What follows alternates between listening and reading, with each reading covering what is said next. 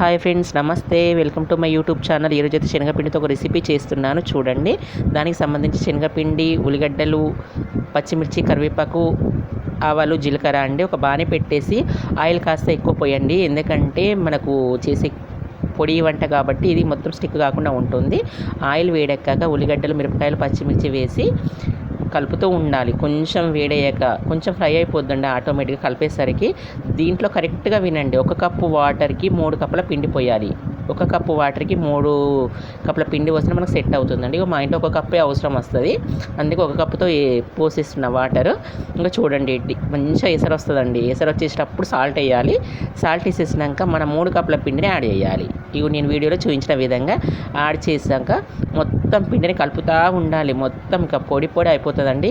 Same మన ఉప్పుడు పిండి అంటారు చూడండి, ఉప్పుడు పిండిలాగా అయిపోతుందండి. దీన్ని మన రైస్లో కానీ చపాతీలో తింటే బాగుంటుంది. Please subscribe my channel.